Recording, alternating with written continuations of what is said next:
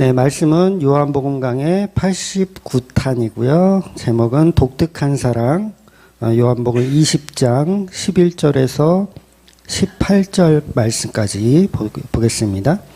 요한복음 20장 11절에서 18절 말씀, 네, 같이 읽도록 하겠습니다.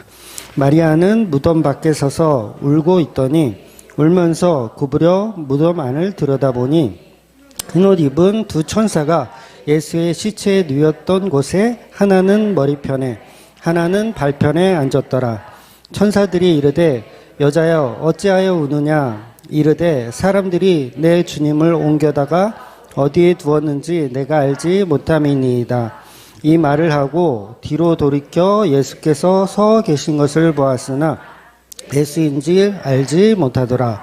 예수께서 이르시되 여자여 어찌하여 울며 누구를 찾느냐 하시니 마리아는 그가 동산지기인 줄 알고 이르되 주여 당신이 옮겼거든 어디에 두었는지 내게 이르소서. 그리하면 내가 가져가리이다. 예수께서 마리아야 하시거늘 마리아가 돌이켜 히브리 말로 라보니 하니 이는 선생님이라는 말이라. 예수께서 이르시되 나를 붙들지 말라. 내가 아직 아버지께로 올라가지 아니하였노라. 너는 내 형제들에게 가서 이르되 내가 내 아버지 곧 너희 아버지 내 하나님 곧 너희 하나님께로 올라간다라 하시니 막달라 마리아가 가서 제자들에게 내가 주를 보았다 하고 또 주께서 자기에게 이렇게 말씀하셨다 이르니라. 아멘. 네, 지난주 계속 이어서 우리는 지금 텅 빈 무덤에 관해서 보고 있습니다. 아무도 없는 빈 무덤을 확인하고 베드로와 요한은 집으로 돌아갔죠. 지난주 본문에서. 그리고 마리아는 혼자 남아서 그 빈 무덤 앞에서 울고 있는 상황이에요. 그러니까 한참을 울고 있는데 마리아가 뭔가 이상한 느낌이 있었나 봐요. 그래서 몸을 구부려 무덤 속을 들여다보았더니 글쎄 세상에 흰옷 입은 두 천사가 예수의 시체에 누웠던 곳에 하나는 머리편에 하나는 발편에 앉아 있더라고. 오늘 본문이 얘기하고 있어요. 여러분 마리아는 그들이 천사인지 사람인지 어떻게 알아봤을까요? 네. 천사인지 사람인지 어떻게 알았을까? 그러니까 흰옷을 입었으니까 뭔가 좀 범상치 않아서 물론 그렇게 생각해도 큰 무리는 없습니다만 그러나 당시 마리아는 무덤 속의 두 존재를 처음에는 천사라고 생각하지 못했을 거예요. 천사라고 알았다면 당연히 예수님도 그렇게 동산지기로 오해하지는 않았겠죠. 그러니까 2절 말씀을 근거해서 보면 마리아는 일요일 아침에 이 무덤을 두 번째 방문하는 거예요. 지금 첫 번째가 아닙니다. 어쩌면 세 번째일 수도 있어요. 정확한 건 나와 있지 않지만 첫 번째 방문은 아니에요. 처음에 방문했다가 다시 요한과 베드로를 데리고 왔고 두 번째 지금 방문을 한 거죠. 그러니까 처음에는 다른 복음서를 좀 인용해서 보면 처음에는 다른 여자들과 방문을 했어요. 같이 방문했을 때 돌문이 열려지는 것을 이제 목격을 하고 예수님의 시체가 없어졌음을 확인하죠. 그 길로 마리아는 이 베드로와 요한에게 달려갔고 다른 여자들은 무덤에 남아 있었던 것 같아요. 그냥 추론해 보면 그래요. 그래서 정확한 상황은 모르지만 다른 복음서를 이렇게 정확해 보면 종합을 해 보면 그런 아마 상황이 전개되지 않았을까 싶어요. 그래서 아마도 마리아가 아마 젊었기 때문에 먼저 내려가지 않았을까 싶어요.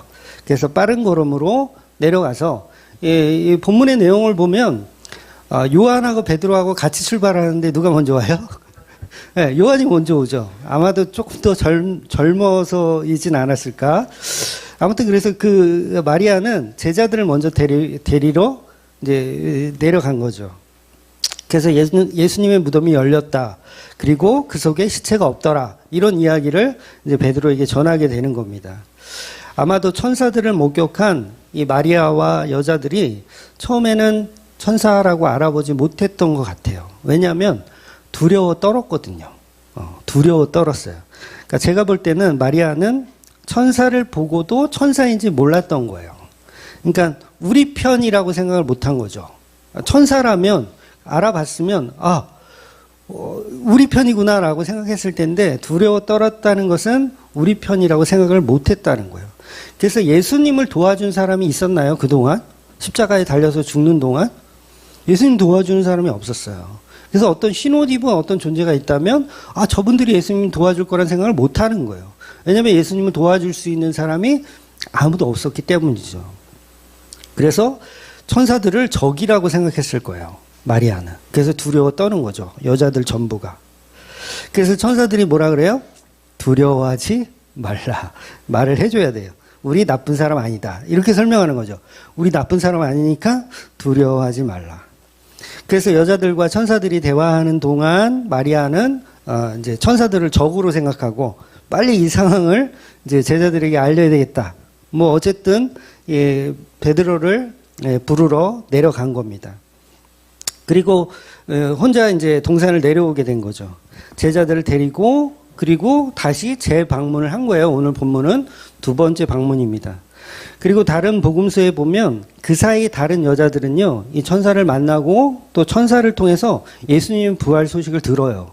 이 여자들은 듣습니다. 부활 소식. 그래서 예수님이 무덤에 없고 이미 갈릴리에 가셨다라고 천사들이 얘기를 해주거든요. 이미 갈릴리로 가셨다. 여자들은 이제 동산을 내려오겠죠. 내려오는 동안 또 이 여자들도 예수님 만나긴 만나요. 근데 이걸 누가 먼저냐라고 했을 때 저는 마리아가 먼저라고 봐요. 근데 이 상황만 좀 그냥 이해하시고 보시면 되세요.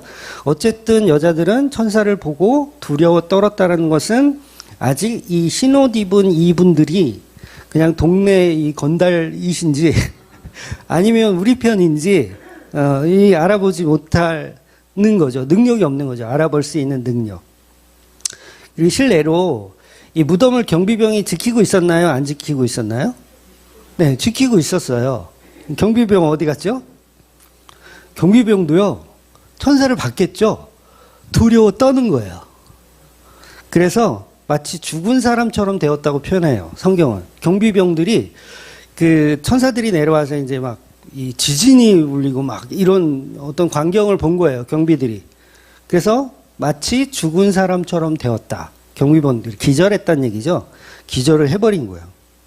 아마도 실제로 천사를 보고 경비병들은 완전히 이제 아마 천사가 기절시킨 거겠죠.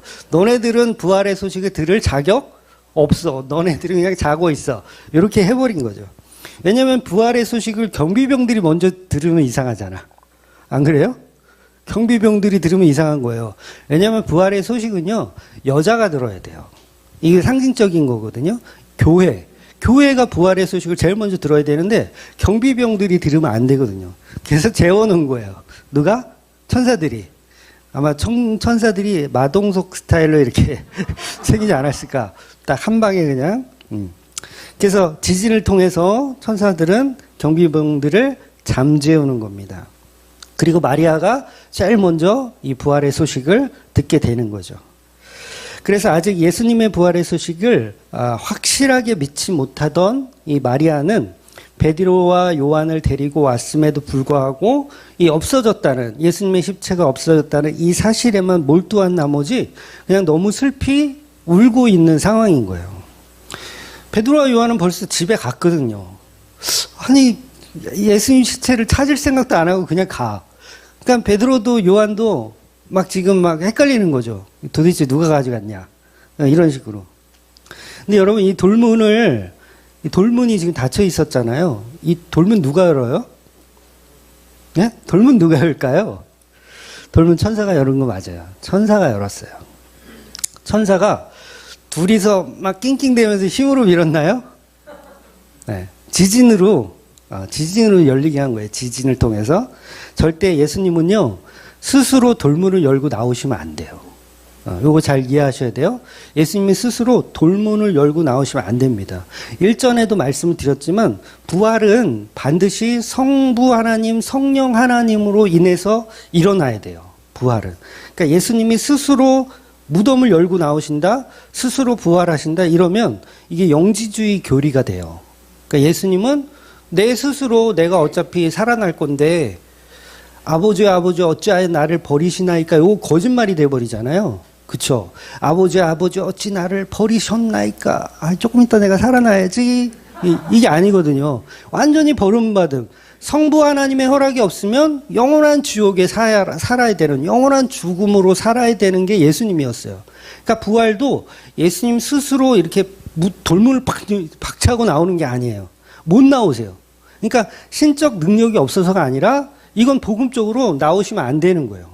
순종하여 죽으셔야 돼요. 그냥 순종하여 죽으셔야 돼요. 그래서 성부 성령의 힘으로 천사들이 그 일을 대신해서 무덤을 열어주는 거예요. 그래서 예수님이 이제 부활하시게 되는 거죠. 물론 이 신적 능력이 없어서가 아닙니다. 다시 한번 말씀드리지만 신적 능력이 있으시지만 성령과 성부 하나님이 부활을 같이 참여해 주셔야 되는 거예요. 그래서 예수님이 생전에도 부활을 계속 말씀하시거든요. 그때도 항상 아버지가 하실 것이다. 이런 표현을 하세요. 내가 죽고 3일 만에 부활할 것인데 아버지가 나를 부활케 하실 것이다. 이런 식으로 계속 말씀을 하셔요. 그러니까 스스로 내가 일어나겠다. 이런 말씀을 안 하신다고요. 그래서 돌문은 예수님이 여는 게 아니라 성부 성령의 명령을 받은 천사가 열어주는 겁니다. 그래서 군병들은 그 모습을 보고 이제 기절해 버리는 거죠. 여자들도 마찬가지죠. 돌문을 열었던 그 지진이 일어나니까 두려워 떠는 거예요. 그러니까 천사를 자기를 소개하거든요. 두려워하지 마라. 우리는 나쁜 사람 아니다. 이렇게 자기를 소개해요. 아무튼 그래서 다른 여자들이 이미 돌아가고 없는 상태이고 베드로와 요한도 빈 무덤을 확인하고 돌아간 상태. 이제 마리아만 혼자 남아서 울고 있습니다. 그래서 본문에서 마리아가 천사를 처음부터 알아본 것이 아니라 예수님을 만난 이후에 천사인 줄 알게 되는 거예요. 그래서 저와 여러분도 처음에 복음이 그냥 확 들어오지 않아요. 무슨 얘기인지 도대체가 몰라요. 그러니까 빛이 조금씩 열리는 거죠. 한 번에 다 열리면 어떻게 해요? 기절하는 거예요. 경비병처럼. 한 번에 다 열리면 기절하는 거예요. 조금씩 열리는 거예요. 그러니까 복음 잘 모른다고 해서 막 이렇게 너는 왜 복음도 몰라 이렇게 하실 게 아니라는 거죠. 조금씩 열리게 되어 있어요. 그래서 두 천사가 예수님의 머리와 발 쪽에 앉아 있었어요. 그러니까 출애굽기에 등장하는 그 법궤를 그대로 표현하고 있는 거예요. 법궤. 법궤라는 것이 뭐죠? 말 그대로 언약이에요. 언약. 언약에 증거판 하나님의 약속의 어떤 그게 이 언약궤로 법궤로 이제 들어가 있는 거죠. 그래서 이 법궤는 무슨 언약이죠? 어떤 언약? 우리의 구원에 관한 언약이에요. 그래서 너희들의 죄를 사하고 용서하겠다는 게 법궤의 의미예요. 그래서 구약의 사람들은 이 언약궤를 성막에 모시고 살아야 죄를 용서받아요. 이게 있어야 죄를 용서받는 거예요. 그러니까 레위기를 통해서 우리가 지금 보고 있지만 우리는 알고도 모르고도 죄를 짓잖아요. 그래서 이스라엘 백성들은 누구나 1년에 한 번씩은 무조건 속죄제를 참여해야 돼요. 내가 죄를 안 지은 것 같아도 1년에 한 번은 의무적으로 무조건 이 속죄제를 참여해야 돼요. 필수로 드려야 돼요. 그때 속죄제를 드릴 때 이 법궤가 있어야 돼요? 없어야 돼요? 반드시 있어야 돼요. 왜냐하면 그 법궤 안으로 우리를 대표하는 대제사장이 그 안에 들어가거든요. 그래서 피를 뿌려요. 그 지성소 안에서 피를 뿌리는 거예요. 그래서 구약의 사람들에게 그 법궤가 무엇보다 중요한 하나님의 임재이고 하나님의 구속사를 이렇게 암시하는 굉장히 중요한 도구였던 거죠. 그런데 사울왕은 이 법궤를 별로 그렇게 중요하게 여기지 않았어요. 찾을 생각도 안 해요. 그런데 다윗은 달랐잖아요. 다윗은 법궤를 찾아오려고 했어요. 어떻게 해서든. 하나님의 임재를 사모한 거죠. 그래서 그 법궤가 들어오는 그 순간에 우리가 유명한 일화를 잘 알잖아요. 법궤가 들어오는 순간 다윗이 어떻게 해요? 막 춤을 바지가 베옷이 벗겨주는 줄도 모르고 막 신나서 춤을 추는 거예요. 그만큼 법궤는 이스라엘에게는 굉장히 중요한 도구였던 거죠. 죄를 사할 수 있는 길이고 죄를 사할 수 있는 통로이기 때문에. 그래서 성막이 있었던 이유는 법궤 때문이에요. 성전이 있는 이유도요, 법궤 때문입니다. 그래서 이 법궤는 하나님의 임재와 은혜가 나오는 곳이기 때문에 그래요.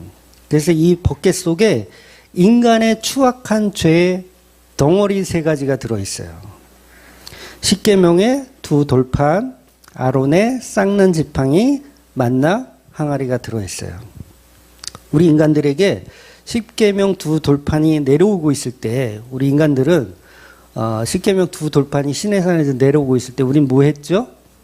네, 황금소가지를 만들었어요.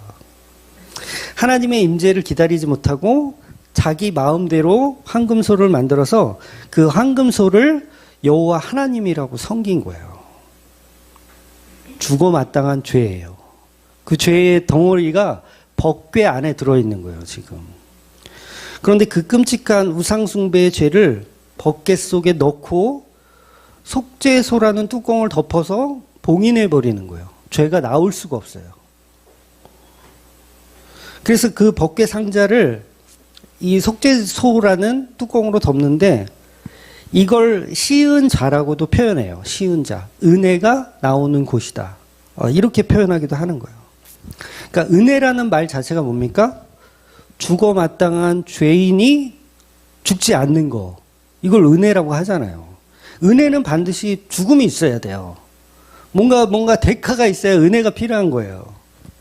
그래서 법궤 속에는 인간의 죄를 덮는 하나님의 은혜를 이야기하기 때문에 시은 자라고 표현한 거예요. 여러분, 우리가 그럼에도 불구하고 십계명 돌판이 내려올 때 우상숭배를 했잖아요. 그것도 하나님의 이름을 부르며 우상숭배를 했어요. 그러니까 황금소를 만들어 놓고 아피스를 섬긴 게 아니고요, 바알을 섬긴 게 아니에요. 황금소를 만들어 놓고 하나님을 섬겼어요. 이게 얼마나 이게 충격적인 일인 줄 아세요? 우리가 신앙하는 우리에게는 굉장히 충격적인 일이에요. 왜냐하면 여러분이 지금 섬기고 있는 하나님, 여러분이 섬기고 있는 예수가 황금소일 수 있다라는 얘기예요. 왜냐하면 이스라엘 백성들은 이 우상을 만들어 놓고 우상으로 섬긴 게 아니라 철석같이 하나님이라고 믿었다는 거예요. 그래서 어떤 분들 그러잖아요. 마음이 중요하지. 나는 황금소를 만들었지만 나는 내 마음은 정말 여호와 하나님을 찬양한 거야. 그럼 난 죄가 없어. 이런 분들 계시죠. 물론 이 복음을 깊이 알면 그것도 그렇게 틀린 말은 아니지만 이 출애굽기를 예를 들어서 표현하자면 그거는 명백한 우상숭배라는 거예요. 쉽게 설명을 드리면 이렇습니다. 남편이요, 여러분의 남편이 바람을 펴요. 근데 다른 내연녀하고 호텔에 가서 이 시간을 보낸 거예요. 근데 이거를 아내가 알아버렸네? 딱 걸렸어요. 근데 이 남편이 변명을 하기를 그 여자와 관계하는 동안 나는 그 여자의 육체를 만지면서 나는 당신이라고 생각했다. 나는 당신이라고 생각했다. 그러니까 나는 죄를 범한 게 아니라 당신을 계속 사랑하는 연장선상에서 당신을 사랑한 거다. 용서가 될까요? 안 되죠. 왜냐하면 왜 용서가 안 되냐면 진짜 그 남자가 정말 아내를 사랑하는 마음에서 했다 하더라도 목적한 바가 달라서 그래요. 목적하는 바가 달라요. 그러니까 하나님을 섬길 때 목적하는 바하고 우상을 섬길 때 목적하는 바가 다르다는 얘기예요. 우상을 섬길 때는 무엇을 목적합니까? 나의 잘됨을 목적으로 해요. 근데 하나님을 섬긴다는 것은 나의 잘됨을 목적으로 하는 게 아니라 하나님의 영광을 위해서 하나님을 섬기는 거예요. 이 차이가 우상숭배를 만들고 신앙을 만드는 거예요. 그러니까 자기 아내를 놓고 변명 아닌 변명을 하고 있는 게 이스라엘 백성의 모습이라는 거죠. 우리를 부자 만들어주고 번영해주고, 하나님은 그런 하나님이 아니거든요. 하나님 무엇을 목적으로 우리에게 오시고 우리에게 예수 그리스도를 보내주셨냐면 우리를 죄에서 구원해주기 위해서 보내주신 거예요. 그리고 우리를 아내 삼기 위해서, 우리를 천국으로 넣기 위해서, 친구가 되기 위해서. 그러니까 하나님을 위한 피조물들인데 우리 피조물들이 하나님을 이용해서 우리의 것을 채우려고만 한다는 거예요. 이게 우상숭배인 거죠. 그러니까 교회를 다니면서 여전히 나를 목적으로, 그러면 죄송하지만 그건 하나님을 섬기는 게 아니라 우상숭배를 하고 있는 거죠. 예수님이 드러나고 예수님의 영광이 드러나야 되는데 우리의 영광이 드러나고 우리의 잘남이 드러난다면 그건 명백한 우상숭배를 하고 있는 겁니다. 그런데 거기까지 못 보는 거예요. 많은 신앙인들이 거기까지 못 봅니다. 예수님이 드러나야 되는데 예수님이 드러나질 않아요. 복음은요, 아주 심플합니다. 어렵지 않아요. 되게 쉬워요. 우리가 하나님을 섬길 때 썩어 없어질 것들을 구하고 있다면 한 번쯤 생각해 봐야 돼요. 하나님께 내가 썩어 없어질 것들을 계속 구하고 있다. 그러면 황금소일 가능성이 매우 큰 거예요. 진짜 성도들은요, 사실 바라는 게 없어야 정상이에요. 바라는 게 어디 있어? 나 피조물이고 예수님이 나의 친구가 되어주신다는데. 저러니까 이제 계속 1대1 면담을 하는 거예요. 그냥 예수를 만나는 것, 창조주를 대면하는 것, 이거 자체로 피조물은요, 다윗처럼 춤을 춰도 모자른 거예요. 다윗이요, 그 법궤를 보면서, 야, 이제 이 법궤가 들어오니까 우리나라가 더 부강해지고 우리가 더 잘 됐고, 그 마음으로 춤을 췄을까요? 절대 아니에요. 오해하지 마세요. 하나님의 임재가 기쁜 거예요. 하나님이 함께 하심이 기쁜 거예요. 그러면요, 그게 기쁘면요, 사도 요한이 고백했던 말 있죠.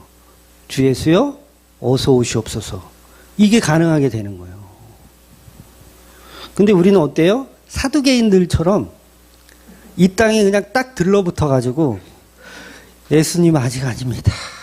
저는 외제차도 사야 되고요. 저는 로또도 1등 해봐야 되고요. 아직 할 게 많습니다. 아직 오지 마세요. 그냥 이 땅에 딱 들러붙어 있는 거죠. 그러니까 뱀이 왜 땅을 기어다녀요? 이 땅을 들러붙어가지고 기어다니잖아요. 그러니까 온몸을 비비면서 그냥 이 땅에서 그냥 더 붙고 싶다. 하나님은 떨어지라고 하는데, 땅에서 떨어져라 하는데, 우리는 마귀가 돼가지고 막 들러붙는 거야, 그냥. 뭐라고 하면 그냥 꼬리 막 흔들면서 동화뱀 소리 내면서 막. 여러분, 그게 악마들의 모습이에요. 악마들의 모습. 여러분, 이건 기복주의적인 이야기만 하는 게 아니에요. 모든 면이 다 마찬가지입니다. 성경을 읽으면서 우리는 수많은 교훈과 적용을 찾아요. 그래서 이 적용과 이 교훈을 찾는 나머지 복음을 잃어버릴 때가 많이 있다는 거예요. 예를 들면 이런 겁니다. 목사님들이 특히 이제 자주 범하는 우인데, 뭐냐면 설교를 이렇게 하는 거죠. 다윗의 그 범죄한 장면을 가지고 설교를 하는데, 절대 하나님 앞에서는 간음을 해서는 안 됩니다. 네, 맞는 말이죠. 간음을 해서는 안 됩니다. 살인죄는 더더욱 안 됩니다.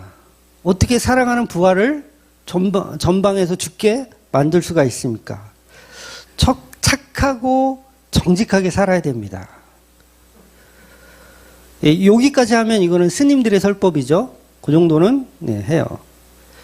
그러니까 유대교를 가리키는 거예요. 그런데 복음은 아니에요. 근데 거기서 조금 더 들어가는 목사님들이 있어요. 어떻게 들어가냐면, 우리가 죄를 지으면 반드시 대가를 치릅니다. 그래서 다윗과 밧세바 사이에서 난 그 아이가 다윗이 살려달라고 막 금식하며 기도했음에도 불구하고 아이가 죽어버리잖아요. 그러니까 이 목사님이 어떻게 설교하냐면, 보십시오. 죄의 대가는 반드시 치르게 되어 있습니다. 그러니까 죄 짓지 마세요. 이렇게 끝나면 이걸 설법이라고 하는 거예요. 이걸 종교라고 하는 겁니다. 근데 복음은 뭐냐면, 간음죄로 인해서 그 아이가 죽었다. 그 아이가 바로 예수 그리스도를 상징한다. 이게 복음이라는 거예요. 굉장히 심플하지 않아요? 그런데 그 예수를 설명하는 그 마지막 단계가 없다는 게 문제인 거예요. 그러니까 수많은 목사님들의 설교 중에서 정말 훌륭한 목사님들 많잖아요. 대형교회 목사님들 얼마나 설교 잘하십니까? 근데 맨 끝에 가면은 예수 그리스도가 증거돼야 하는데, 결국은 우리는 죄값을 치러야 되니까 죄를 짓지 맙시다. 선한 일을 합시다. 구제합시다. 이렇게 끝나버리면 그건 복음이 아니라는 거예요. 죄를 절대 짓지 마라. 죄는 악은 모양이라도 버려라. 막 이렇게 갖다 붙여가지고. 근데 아니에요. 성경은 예수 그리스도를 증거하는 걸 복음이라고 하는 거예요.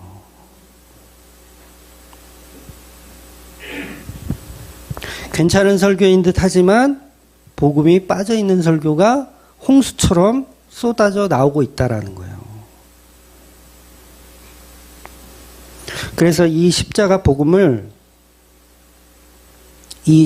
복음이 설교 안에 없으면 우리는 은혜가 뭔지 배울 수가 없는 거예요. 여러분, 야고보서하고 로마서가 부딪힌다고 생각하잖아요. 야고보서는 행함이 있는 믿음이 뭐죠? 행함이 없는 믿음은 죽은 믿음이다. 그리고 로마서는 믿음만이 최고다. 이러잖아요. 그럼 서로 부딪히는 것 같아요. 근데 그의 의미가 아니에요. 야고보가 말하는 행위는 사랑하지도 않으면서 바리새인처럼 억지로 하는 행위를 이야기하는 거고요. 로마서는 사랑하면 자연스럽게 나오는 행위를 얘기하는 거예요. 같은 행위라는 단어지만 전혀 다른 맥락에서 사용하고 있어요. 그러니까 같은 말이 아니에요. 이건 부딪히는 말이 아니에요. 같은 행위지만 야고보가 말하는 행위는 억지로 하는 행위고, 로마서가 말하는 행위는 자연스럽게 나올 수밖에 없는 행위를 이야기하는 거예요. 전혀 다른 행위예요. 그러니까 단어가 똑같다고 똑같이 해석해버리면 안 돼요. 부딪히는 말씀이 아니라는 거예요. 그러니까 문자적으로 같은 말이라도 문맥과 이 글의 전체 맥락을 이해해야 된다는 거죠. 그러니까 결국은 복음을 설명하는데 필요한 도구들일 뿐이라는 거예요. 그래서 인간은 자기가 우상숭배를 하고 있으면서도 우상숭배가 뭔지 몰라요. 바로 십계명 앞에서 이 황금소를 만들고 있는 모습인 거죠. 그리고 만나 항아리도 마찬가지입니다. 이스라엘 백성이 40년 동안 먹은 양식이에요. 주님이 주시는 은혜의 음식, 그쵸? 은혜의 음식. 우리 인간들은 그 음식을 감사히 먹어야 됩니까? 불평하면서 먹어야 됩니까? 근데 맨날 불평해요. 맨날 불평해요. 어떤 날은 이놈의 만나 너무 지겹다고. 애굽에서 먹던 생선과 오이와 수박과 양파와 부추와 마늘이 먹고 싶다고 하나님의 은혜를 저버리더라는 거예요.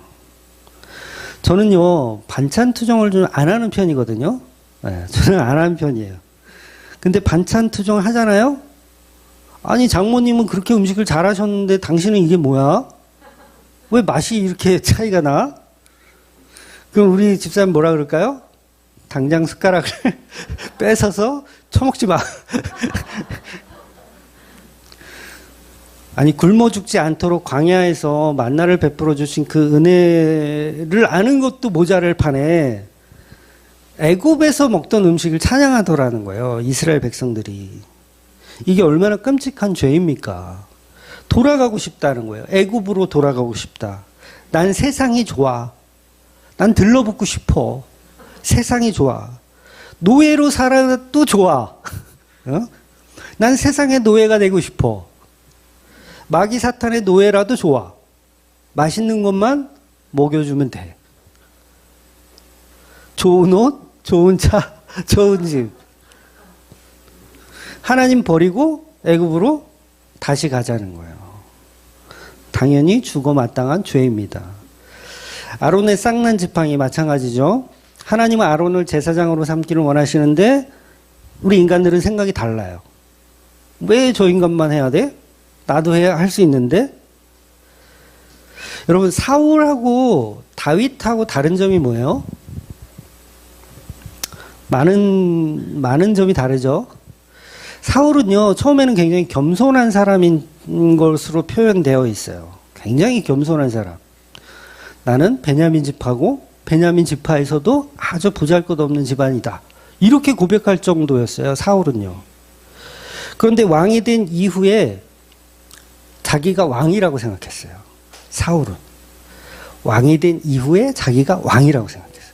근데 다윗은 자기가 왕이 된 이후에 자기를 왕이라고 생각했나요? 아니에요.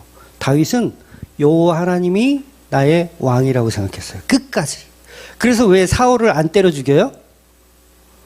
여호와 하나님이 기름 부으신 자를 내가 어찌 죽일 수 있느냐. 그러니까 여전히 다윗에게는 사울이 존경스러워서가 아니라 하나님을 왕으로 모시고 있다는 증거예요. 하나님이 왕으로 세운 사람을 내가 어찌 죽이냐. 그러니까 나는 왕이 된 이후에도 왕이 아니란 얘기예요. 근데 사울은 자기가 왕이에요, 계속. 사무엘이 와야 제사를 드려야 되는데 내가 왕인데 뭐 내가 그냥 하지 뭐. 하나님이 다 죽이라고 했는데 뭐 챙겨와. 좋은 거, 괜찮은 거 막 챙겨와. 이게 왜요? 뭐예요? 내가 왕이다요. 내가 왕이다. 그런데 다윗은 어떠한 상황에서도 항상 하나님께 물어보고 일을 하는 스타일이었어요. 그러니까 전쟁에 나가기 전에도 여호와 하나님께 우리가 쳐들어가도 되겠습니까? 이렇게 묻고 응답이 오면 행동하는 스타일이었어요. 다윗에게는 왕이 따로 있었어요. 여호와 하나님. 근데 사울에게는 왕이 없죠. 자기 소견대로 행하는 거예요. 그러니까 아론의 쌍난 지팡이는 하나님을 왕으로 인정하지 않는 우리 인간의 모습이에요. 마땅히 죽어 마땅한 징표가 법궤 안에 들어있는 거죠. 그래서 이렇게 인간의 죄를 상징하는 세 가지 물건이 법궤 안에 들어있고 그걸 뚜껑으로 덮어지는 거예요. 그래서 속죄일마다 거기다 피를 뿌립니다. 소와 염소 같은 제물의 피를 가져다가 손가락으로 속죄조, 지성소 안에 들어가서 동쪽에 뿌리고 그 피를 속죄소 앞에 또 7번 뿌리고. 그러니까 피를 뿌리는 거예요. 계속. 속죄소에 피를 뿌리는 거. 그러니까 속죄소는 피 뿌림으로 인해서 죄가 진정이 되는 거예요. 뚜껑을 열고 나오려고 그래요. 죄들이 막. 그렇지 않아요? 여러분 안 나옵니까? 막 나오잖아요. 막 죄가. 하루에도 수십 번 계속 여기 뭐 주시면 다 갖겠다 그러고 죄가 계속 나오잖아. 그때마다 뭐예요? 피 뿌림이 이루어지는 거예요. 그리고 속죄소 위에 이 속죄소와 한 몸이 된 그룹 뭐 말이 어렵지만 천사라고 생각하세요. 천사 2명이 그 속죄소 위에 탁 지키고 있는 거예요. 못 열게. 그래서 2명이 지금 예수님이 죽었던 그 자리, 그 무덤의 양쪽에 앉아 있죠. 이게 속죄소를 상징하고 있는 거예요. 피 뿌려진 인간의 죄가 봉인된 그 자리, 그걸 지금 설명하고 있는 거예요. 그러니 이 무덤은 인간의 죄가 덮이는 곳, 속죄소를 의미하고 우리의 죄가 덮이는 것입니다. 그래서 제자들이 예수님 배신하고 떠난 죄, 그게 덮이는 거예요. 저와 여러분이 십자가에 예수님을 매달아 죽인 죄, 그게 덮이고요. 예수님을 옆구리로 찔러서 이 물과 피를 쏟게 한 죄, 그게 이 속죄죄에서 이 흔적도 없이 사라지는 거예요. 이 모든 것이 예수님의 육체 속에 들어있던 거죠. 예수님의 육체가 곧 법궤니까. 육체 속에, 예수님의 육체 속에 죄가 다 그 속에 들어가서 예수님이 십자가로 죽어버리신 거예요. 그래서 그 흔적을 무덤에서 천사 2명이 탁 지키고 있는 거죠. 그러니까 더 이상 죄를 묻지 않겠다예요. 그래서 천사가 뭐라 그래요? 두려워 말라. 왜 두려워 말라 그래요? 아니, 우리 하나님의 아들을 죽였어. 이것들이, 너네들이 단칼에 그냥 다 해야 되잖아요. 베드로 이 새끼 배신자 그러면서 단칼에 이렇게 했어야 되지 않나요? 근데 두려워 말라. 여자들에게 두려워 말라. 그래서 희은 자가 나오고 있다는 거죠. 예수님 부활하셨다 선포하고 있는 거예요. 그래서 예수님 부활하시고, 저 같으면, 제가 예수님이라면 저는 빌라도를 제일 먼저 찾아갔을 것 같아요. 너 어떻게 그럴 수가 있어? 내 나라는 이 나라에 속한 게 아니라고 내가 얘기를 했잖아. 근데 나를 정치범으로 몰아서 십자가에 달어? 너 재판 이따위로 할래? 따졌을 것 같아요. 저라면. 그리고 채찍으로 때렸던 그 군병 찾아가서, 야, 좀 살살 좀 하지. 또 인간적으로 좀 너무한 거 아니야? 손과 발을 못 박았던 군병, 너도 똑같이 당해봐. 옆구리를 찔렀던 군병 찾아가서, 너도 죽을 때까지 내가 찔른다. 저라면 그랬을 것 같은데,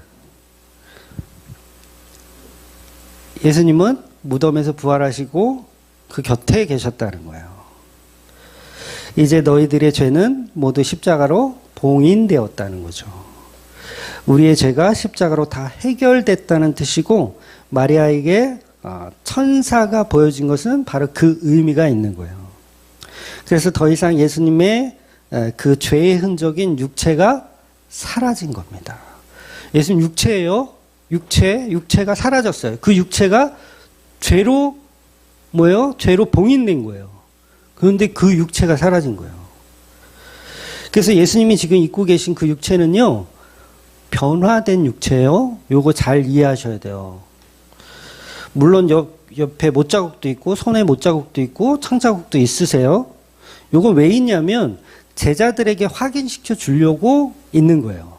확인시켜 주려고. 내가 십자가에 죽은 예수다. 이걸 확인해 주기 위해서 있는 거예요. 그러나 썩은 육체 그대로 부활하시는 게 아니에요. 이거 잘 이해하셔야 돼요. 아니, 생각해 보세요. 3일 동안 지금 부패가 진행되고 있잖아요. 그러면 썩어가는 그 시체가 일어났다. 그럼 그게 좀비지, 그게 사람입니까? 가뜩이나 예수님 볼품이 없잖아요. 마르셨고, 그 다음에 피를 얼마나 많이 쏟으셨어요. 아마 키로가 한 2, 30kg는 빠지셨을 텐데, 그 상태로 부활하셨다고 생각해 보세요. 무서울 것 같아. 그러니까 그 모습이 아니에요. 냄새나는 그 썩은 시체가 부활한 게 아니에요. 그래서 이전 육체가 아니고, 이제 나중에 이제 또 설명을 더 드리겠지만, 예수님은 제자들이 이제 문 걸어 잠그고 이렇게 숨어 있을 때 벽을 통과해서 들어가세요. 그리고 식사도 하세요. 놀랍죠? 그리고 500명이 보는 앞에서 하늘로 승천도 하세요. 그러니까 이것만 됩니까? 말소리도 들으시죠? 소리도 내시죠? 뭐 음식 먹는 건 말할 것도 없고요. 다 돼. 근데 변화된 몸이라는 거예요. 그러니까 앞으로 우리의 이 몸도요, 이 몸은 썩어서 없어져요. 없어지고 새로운 몸으로 부활하는 거예요. 그래서 우리나라도 그렇고 애굽의 장례 문화도 그렇고요. 그 염하고 화장할 때 왜 이렇게 예쁘게 해요? 예쁘게 하잖아요. 옷도 예쁜 옷 입히고 매장하고. 이집트는 막 그 뭐죠? 피라미드래. 미라 막 만들기 위해서 막 하잖아요. 그거 왜 그렇게 해요? 다시 살아날 거라고 믿었기 때문이에요. 그 육체 그대로 살아나야 된다고 믿었기 때문에. 그런데 성경은 그렇게 얘기하지 않습니다. 시체는 흙으로 돌아가는 거예요. 흙으로. 시체 없어예요. 시체 없어. 그래도 부활 가능해요. 그래서 반드시 매장할 필요가 없어요. 옛날 우리 기독교 분들 중에서도, 어르신들 중에서도 내가 마지막 날에 부활해야 되니까 나는 꼭 매장을 해라. 나는 화장을 하면 이거 찾기가 힘들어. 그러니까 꼭 매장을 하라. 이런 분들이 많이 계셨잖아요. 기독교 안에서도. 근데 시체가 없어도 부활하는 거예요. 시체가 없어도. 새로운 육체이기 때문에 그렇습니다. 고린도전서 15장 52절 53절 한번 볼게요. 나팔 소리가 나매 죽은 자들이 썩지 아니할 것으로 다시 살아나고 우리도 변화되리라. 이 썩을 것이 반드시 썩지 아니할 것을 입겠고 이 죽을 것이 죽지 아니함을 입으리로다. 저 썩은 상태로 그냥 이 부활하는 게 아니라 썩지 않는 상태, 새로운 몸으로 부활하는 거예요. 그러니까 새로운 몸을 입고 있으신 예수님을 못 알아보는 게 당연한 거예요. 십자가에 본 그 모습 그대로 부활하시면 당연히 알아보죠. 마리아가 왜 못 알아봐요? 금방 알아보죠. 엠마오로 가는 제자들, 예수님 못 알아보거든요? 왜 못 알아봐요? 계속 하루 종일 이야기하면서 가요. 엠마오로 가면서 예수님과. 근데도 못 알아봐요. 왜?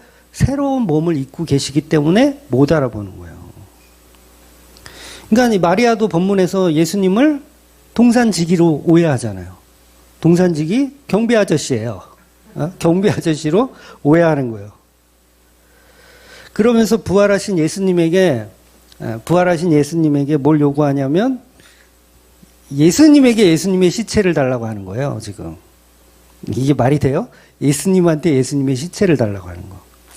이건 무슨 코미디도 아니고 예수님에게 예수님의 시체를 달라고 한다. 그 느와르 영화 같은 데 보면 내가 네 시체를 가지러 왔다. 이러면 죽이겠다는 얘기 아니에요?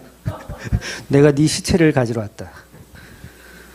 그러면 마리아가 지금 예수님한테 당신의 시체를 내게 달라.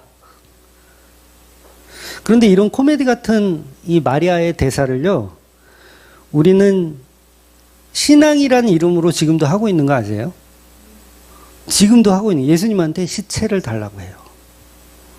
예수님의 시체는 썩어 없어질 흙으로 돌아갈 육체인데 우리는 늘 신앙생활이라는 이름으로 예수님의 육체를 달라고 하는 거예요. 그 시체 부여잡고 싶다는 거죠. 부여잡고 싶다.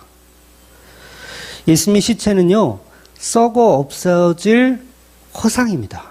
예수님의 시체도. 왜냐하면 우리와 똑같은 100%의 인간으로 오셨기 때문에 그래요. 그 육체 특별하지 않아요, 여러분. 십자가에 죽은 그 육체는 우리와 동일한 육체예요. 이 땅에 썩어 없어질 육체예요. 이미 허상이고 썩어 없어진 겁니다. 새로운 몸으로 부활하셨어요. 그러니까 그동안 성경에 보면 죽은 자가 살아난 경우가 있잖아요. 구약에서도 있었고 신약에서도 이제 나사로의 경우가 이제 그렇잖아요. 나사로도 죽었다가 살아났어요. 그런데 나사로의 경우는 부활이라고 말하면 안 돼요. 왜냐하면 새로운 몸을 입고 부활한 게 아니기 때문에 그래요. 나사로는 죽은 그 상태 그대로 그 시체가 부활한 거예요. 시체가. 그래서 새로운 육체가 아닙니다. 그래서 나사로의 경우는 부활이 아니라 그냥 죽었다가 다시 살아났다. 이렇게만 표현해야 되는 거예요. 부활은 말 그대로 썩지 않을 몸을 갖는 거예요. 그래서 나사로는 살아났지만 어때요? 다시 늙고 다시 또 죽어서 흙으로 돌아가는 거예요. 썩는 거예요. 예수님하고는 몸 자체가 달라요. 그러니 예수님이 이거를 염을 했잖아요. 세마포 그대로 있는데 몸이 이렇게 쑥 빠져나갔다. 이렇게 이제 해석하는 경우가 있거든요. 근데 정확하게는 그것도 옳은 해석은 아니에요. 그러니까 세마포가 있고 예수님 몸이 쑥 빠져나간 게 아니라요. 몸은 썩어서 없어진 거예요. 잘 이해하셔야 돼요. 조금 어려운 얘기인데 몸은 썩어서 없어지고 첫 부활의 열매로 새로운 육체를 가지신 거예요. 예수님은. 그래서 어떻게 3일 동안 이 시체가 썩냐 그리고 없어지냐 이렇게 질문하시면 이거 하나님의 영역이라고 제가 표현할 수밖에 없지만 이 육체는요. 우리 인간의 육체는 이게 다 호상이라고 제가 계속 말씀드리잖아요. 그러니까 일전에도 제가 이런 얘기를 좀 해드렸었는데 우리 육체는요. 홀로그램과 같아요. 홀로그램 뭔지 알죠? 그냥 영상 이런 영상 띄우는 거 홀로그램과 같아요. 여러분 엑스레이 찍어보셨죠? 엑스레이를 찍잖아요. 그럼 뼈다구가 보여요. 이게 어떻게 가능해요? 살을 통과해서 뼈다구를 찍어요. 뼈다구라는 표현을 하면 안 되나? 사람한테는? 뼈라고 해야 되나요? 근데 왠지 뼈다구가 좋아, 난. 이 뼈다구가 다 보여. 그 얘기는 뭐예요? 이 살을 누군가의 시각으로는 살이 안 보인다는 얘기잖아요. 뚫려서 보인다는 거예요. 그 안에 있는 게 보인다는 얘기예요. 그럼 무슨 얘기예요, 이게? 엑스레이 눈으로는 너희들의 인간들은 다 뼈다구야. 살이 안 보여. 내 눈에는. 너희들은 홀로그램이야. 누구한테? 엑스레이한테는. 너희들은 홀로그램이야. 그러니까 엑스레이가 우리 인간을 보면 무슨 그 유령 같은 것들이 둥둥 떠다니는 거죠.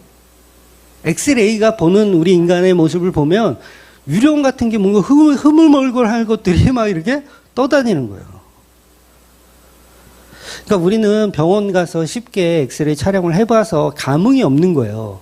그게 얼마나 놀라운 건지. 엑스레이를 처음 발견했을 때 굉장히 놀랐을 것 같아요. 안 그런가요? 야, 이걸 사진을 찍어서 뼈다구가 부러졌는지 안 부러졌는지를 확인을 한다. 야, 이게 놀랍죠. 그러니까 일전에도 제가 말씀드렸지만 우리 인간의 세포를 쪼개면 원자라는 게 있어요. 원자. 이 물질의 최소 단위를 원자라고 해요. 그러니까 원자들이 모여서 세포가 되고 세포가 모여서 사람이 되는 거예요. 최소 단위가 원자인데 이 원자 자체를요. 이렇게 현미경으로 이렇게 확인해 보면 원자가 어떻게 생겼냐면 원자 핵이라는 게 있어요. 가운데 원자 핵이 있고 그 주위를 전자가 도는 거예요. 근데 이 원자 핵과 전자의 거리가 얼마나 뭐냐면 어떤 사람들이 이렇게 표현하더라고요. 이 축구공만한 게 서울역에 있으면 이 전자는 파주에 있다. 그러니까 파주에서 서울역 사이를 이렇게 도는 거예요. 마치 태양을 명왕성이 도는 것처럼. 이게 인간의 몸이에요. 그러니까 이 거리가 태양과 명왕성까지 거리가 얼마나 멀어요. 없는 거예요. 그냥 허당이에요. 이 원자로 구성된 게 우리 몸이라고요. 그러니까 엑스레이 눈으로 볼 때 없죠. 그냥 허당인 거죠. 허당인 거예요. 그러니까 이 우주, 은하, 우리가 사는 이 은하도 지구 떨렁, 달 떨렁, 수금지하목도 쳐내면 이렇게 떨렁 있는데 멀리서 보면 이게 하나의 이 존재로 보이는 거지 가까이 가보면 없는 거예요. 그건 텅이에요, 텅. 우리 몸이 그렇다는 거예요. 엑스레이는 그걸 볼 수 있는 거예요. 가까이 가봤더니 허상이더라, 없더라. 원자와 전자 사이는 그냥 텅이더라. 그냥 빈 공간이더라. 그러니까 이 육체는 우리 눈에만 보이는 거지 실제로 허상들이 떠다니고 있는 거예요. 그러니 우리의 이 몸은요 썩어 없어질 거라는 거예요. 한 줌 남아요. 화장터에 가서 해도 한 줌 남아요. 온도를 더 올리면 한 줌도 안 남아요. 온도를 적당히 하는 거예요. 왜? 유족들한테 줘야 되니까. 그러니까 우리의 이 썩어 없어질 몸에 막 그렇게 막 정성을 다하면서 살 필요가 없어요. 그냥 생긴 대로 사셔도 돼요. 창세기에서 아담을 흙으로 만들었잖아요. 근데 이 원어가 아파르, 뜻이 티끌. 먼지. 먼지예요, 우리 먼지 다. 원자들로 만들었다는 얘기예요. 하나님이 너희들은 내가 티끌과 같은 원자, 아주 작은 텅으로 만들었다. 그런데 마리아가 예수님에게 그 썩어 없어질 육체를 달라고 하는 거예요. 시체 달라고 하는 거예요. 이 얼마나 끔찍하면서도 예수님에게 썩어 없어질 것을 구하고 있냐고요. 우리는 우리 스스로 예수님을 사랑하기 때문이라고 하죠. 마리아는 지금 예수님을 사랑하기 때문에 예수님께 시체를 달라고 하는 거예요. 이게 우리를 합리화시키는 거예요. 예수님을 사랑하니까 시체 달라고 하잖아. 여러분, 믿음은 그런데 성령의 은혜 받은 사람만 가질 수 있어요. 성령 받지 못한 이 상태에서는요, 마리아처럼 썩어 없어질 것만 구해요. 예수님, 당신의 시체를 나에게 주세요. 그러니까 눈에 보이는 이 세상관에 머물러 있는 거예요. 눈에 보이는 걸 구하는 거예요. 그러니까 썩어 없어지고 부활한 예수를 찾는 게 아니라 썩고 있는 그 육체 달라는 거죠. 그러면서 누구보다 예수님을 사랑하기 때문이라고 자기 합리화를 하는 거예요. 즉 마리아는 지금 성령을 받은 상태입니까? 아직 안 받은 상태입니까? 아직 안 받았어요. 예수 사랑은 가짜입니다. 마리아가 지금 행동하는 예수 사랑은요, 가짜예요. 내가 만들어 놓은 사랑. 마리아는 스스로 예수님을 엄청나게 사랑한다라고 착각하고 있는 거예요. 무덤에 찾아가서 예수님 시체에 향유를 발라야지. 엄청나게 사랑하는 것 같아요. 죄송하지만 근데 이건 바른 복음의 신앙이 아니라는 거예요. 마리아가 생각하는 믿음은 뭐예요? 육체로 오신 그 예수님을 만지는 거예요. 예수님 끌어안고 만지고 그 수준의 사랑, 그걸 믿음이라고 생각하는 거예요. 즉 마리아가 예수님을 사랑하는 이 사랑은 뭘까요? 지금 행동하는 이거 막 울고 울어 막 엄청 무덤에서 예수님 돌아가셨다고. 그 사랑 뭘까요? 에로스? 뭐 에로스든 뭐 어떤 이단들은 그러죠. 막달라 마리아하고 예수님하고 도망가서 애를 낳고 잘 살았다.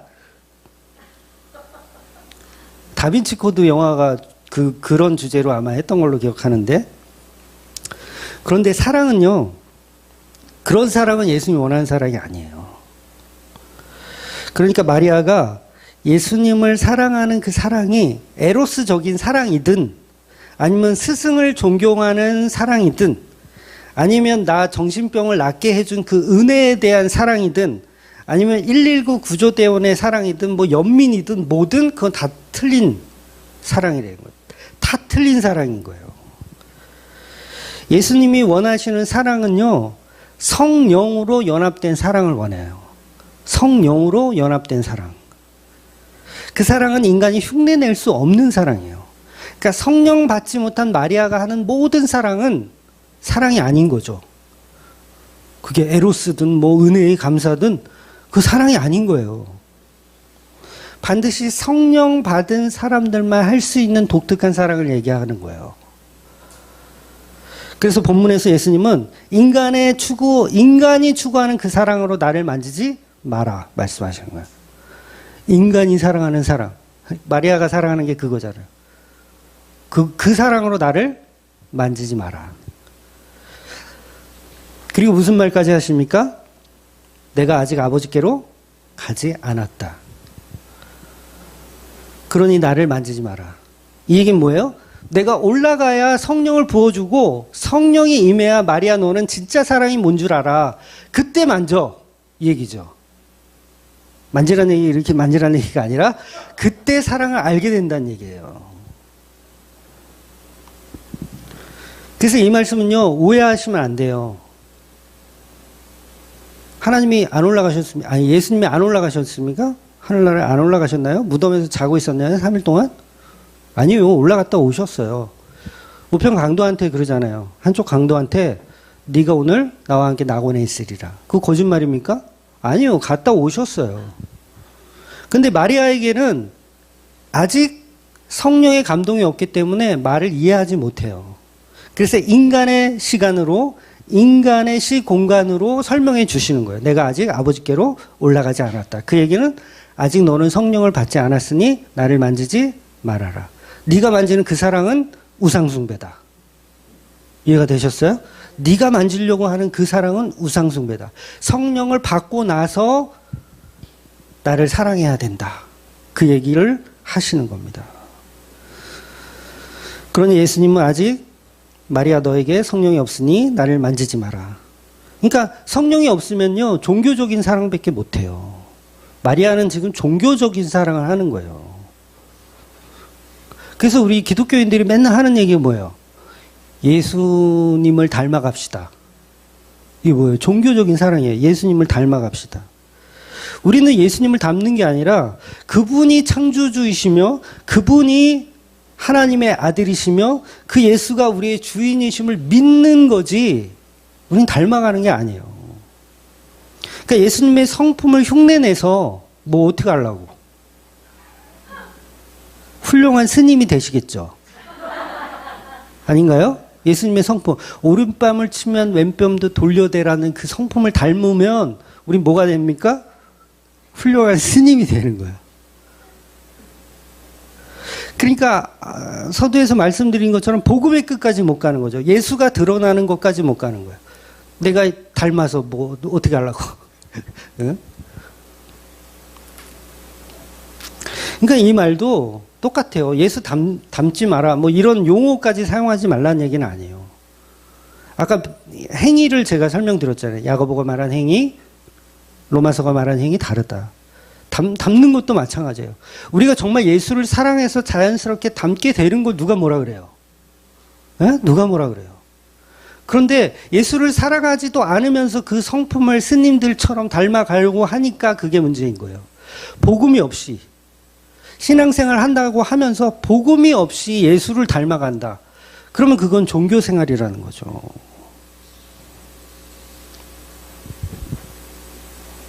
그런데 예수를 믿기만 하면 그 성령의 열매들, 성품의 열매들은 다 자연스럽게 나오는 거예요. 안 나오면 안 믿는 거다. 야고보가 그렇게 얘기하는 거예요.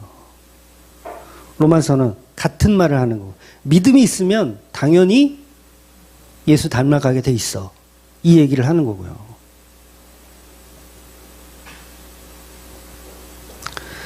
사랑하는 사람이 있으면 그 사람의 모습을 담는 건 당연한 거예요.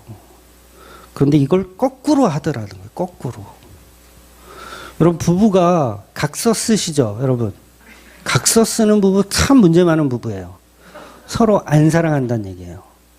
그렇지 않아요? 사랑하면 각서가 무슨 소용이야. 죽는 신용까지 하는데. 아니에요? 9시까지 들어올게. 절대 바람 안 필게. 뭐 이런 얘기. 사랑하면 다 필요 없는 거잖아요. 그래서 진리는요, 결국 사랑이에요.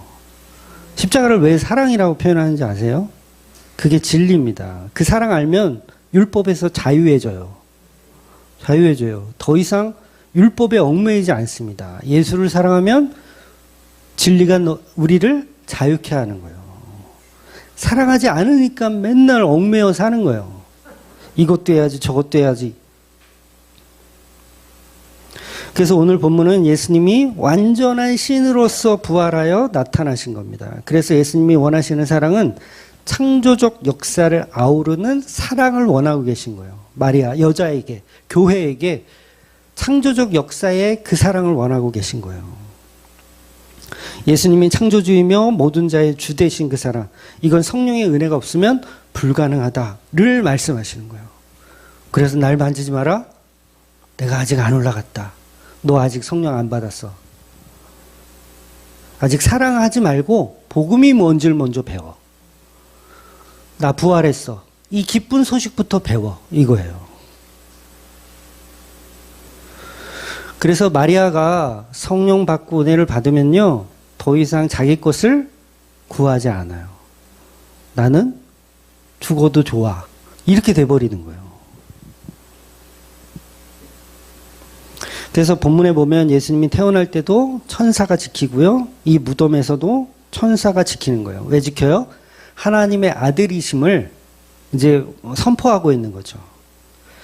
예수님이 곧 천지를 지으신 하나님이고 이스라엘을 출애굽하고 십계명을 주시고 만나를 내려주신 이스라엘을 제사장 나라로 만들어주시는 하나님 곧 예수님이다라고 말씀하시는 거예요.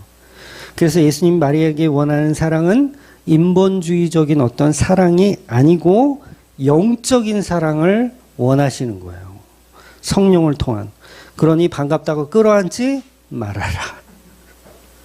어차피 내 이 몸도 변화된 몸이지만 40일 후면 이제 없어져. 그러니까 이거 만져가지고 막 여기에 또 얽매일 거 아니에요. 그 육체에 또.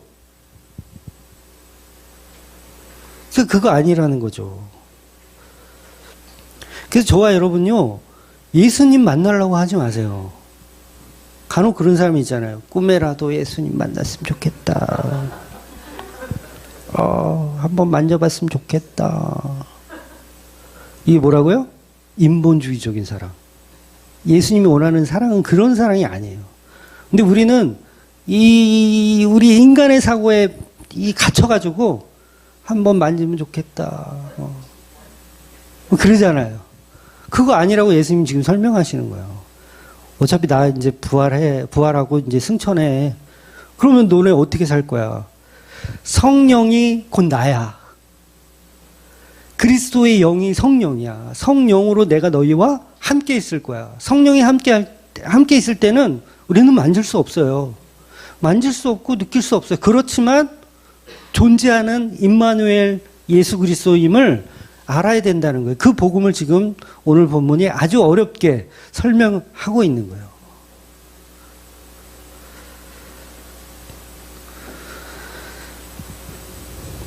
그래서 예수님은 이 교회를 성령을 통해서 함께 하길 원하시는 거예요. 그러니까 사도들도, 성령 받은 사도들도 결국 성경을 완성하면서 성령의 임재를 완성하는 거예요. 그러니까 성경만 있으면 사도들도 뭐예요? 더 이상 예수님 안 만져도 사랑할 수 있는 거예요. 우리도 마찬가지죠. 왜 사도가 없냐? 왜 예언과 방언과 막 이런 것들이 다 폐하여졌느냐? 성경이 완성됐기 때문에 그래요. 성경 안에 성령의 일하심이 있고 그 성령이 우리를 만나주시고 계신 거예요. 그러니까 다른 데서 예수를 찾잖아요? 그럼 그 우상숭배예요. 이번에 기도원 가서는 꼭 예수님 만나야지. 한 3일 금식했더니 잘 안 보여. 한 일주일, 요번에는 일주일 금식하면서 예수님 꼭 만나야지. 만나면 큰일 나는 거예요, 그럼. 우상숭배한 거예요. 그러니까 성령으로 성경이 주신 그 은혜로 예수님을 만나고 함께 하시는, 예수님과 함께 하시는 저와 여러분이 되시기를 주의 이름으로 축원드리겠습니다. 아멘. 기도하겠습니다.